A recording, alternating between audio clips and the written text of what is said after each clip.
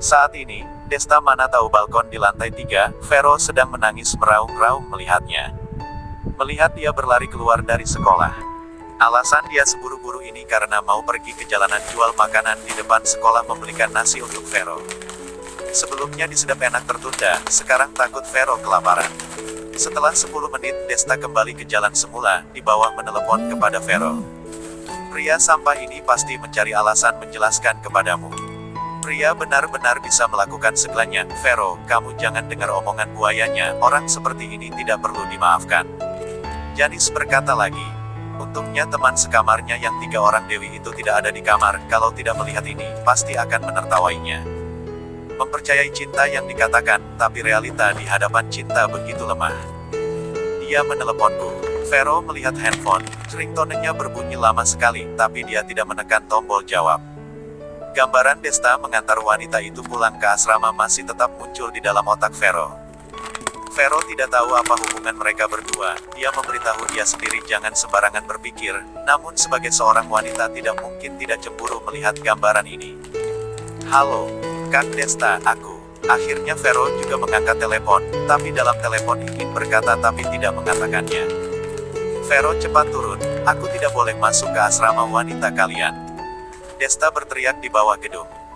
Vero, hati kamu lunak sekali, begitu pria menyerangmu dengan kelembutan, kamu langsung tidak tahan, cepat lambat nanti kamu akan celaka karena Desta. Desta ini mungkin karena ada sedikit uang. Kemarin di WTC membelikan liontin begitu mahal untukmu. Tapi pria seperti ini yang paling jahat begitu selesai bermain langsung meninggalkanmu, pasti satu jenis dengan Frodo. Ucap Janis dengan kesal. Dia dengan Frodo sudah putus. Frodo si sampah itu masih mau membohonginya untuk tidur dengannya. Terakhir Janis tidak setuju dan Frodo itu pun langsung memutuskannya, untungnya dia tidak keluar ke langkah terakhir dengan pria bejat ini, kalau tidak mau menangis pun tidak tahu harus kemana. Janis akui dia pacaran dengan Frodo memang karena menginginkan latar belakang keluarganya dan kekayaannya. Tapi dia juga ada batasnya, kalau bukan cinta sejati siapa bersedia melepaskan langkah terakhir. Tidak sama. Kak Desta tidak sama dengan Frodo. Kak Desta pasti ada alasan aku pergi tanya dia pasti akan mengatakannya. Vero menggelengkan kepalanya, terakhirnya juga memutuskan turun ke bawah menemui Desta. Janis tidak bisa berkata apa-apa, gadis ini kenapa tidak mau mendengar perkataannya, harus dirugikan dulu baru bisa melihat jelas topeng pria. Desta yang berdiri di bawah saat melihat Vero menangis dengan mata merah dan bengkak, seluruh tubuhnya membeku dan tercengang, ada apa dengan gadis ini? Vero, apa terjadi sesuatu? Kenapa kamu menangis? Desta langsung maju menarik tangannya, malah melihat Vero tanpa sadar ingin bersembunyi. Tapi tetap saja ditahan Desta. Kamu ini kenapa? Desta mengerutkan keningnya. Melihat Vero menghindari tatapannya, seperti ingin berkata tapi tidak dikatakan, sampai di mulut pun tidak dikatakan, ragu di sana, membuat Desta panik. Kak Desta, kenapa malam sekali baru pulang? Kamu pergi kemana? Vero membesarkan matanya besar-besar, menatap Desta dan bertanya. Desta tercengang, tidak tahu apa maksud Desta bertanya demikian, tapi dia juga menceritakan semuanya dengan lengkap, termasuk bertemu dengan orang klub animasi makan bersama di Sedap Enak. Tentu saja dia tidak menceritakan tentang pulang bersama Buni. Juga bukan masalah besar, juga hanya sekalian mengantarkannya ke sekolah. Desta tidak memikirkan begitu banyak, tidak sangka Vero sudah melihat semuanya di balkon. Dia hanya menghindari penjelasan yang tidak diperlukan dan salah paham. Oh, rupanya begitu.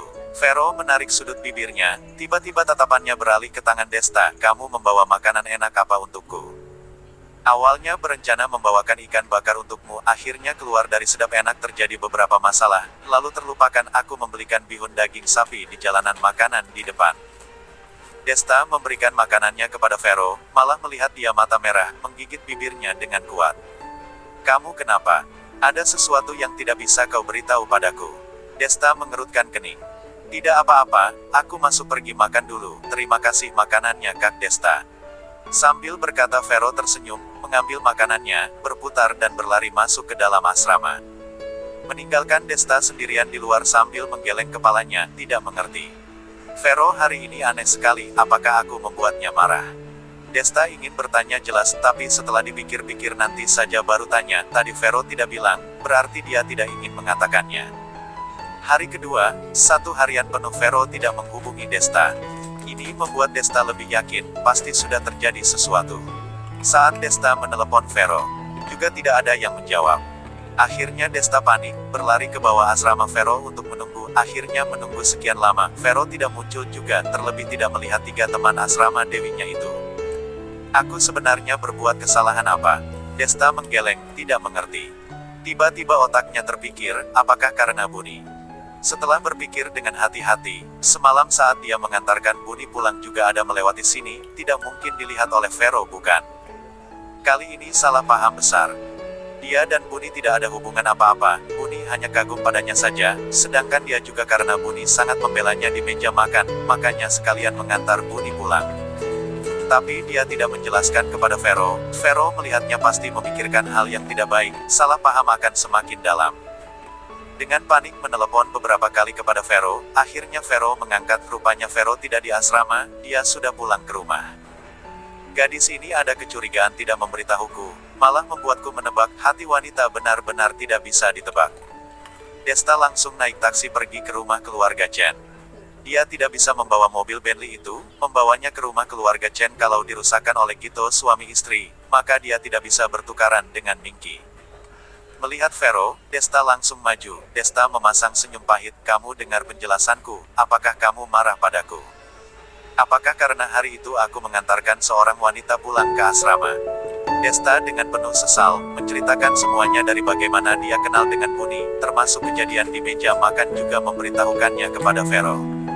Setelah menceritakannya wajahnya masam menunggu Vero memaafkan, layaknya anak kecil yang melakukan kesalahan. Setelah sekian lama, Vero tiba-tiba tertawa. Sudah tahu Kak Desta, jujur saja semalam aku sedih sekali, tapi begitu kupikir lagi sebenarnya juga tidak perlu. Kalau kamu ada sesuatu dengan wanita itu, kenapa begitu baik kepadaku? Beberapa tahun ini bagaimana kamu memperlakukan kakak, aku melihatnya semua, aku percaya padamu. Mendengar perkataan ini, Desta menghela nafas lega, wajahnya yang sedikit pucat juga mulai berwarna, lalu tersenyum. Kalian berdua keluar. Saat Desta baru santai, sebuah suara geraman kuat terdengar dari ruang tamu. Hari ini kalau kalian berdua tidak memberiku penjelasan bagus, aku akan menguliti kalian. Wulan berteriak kuat seperti orang gila.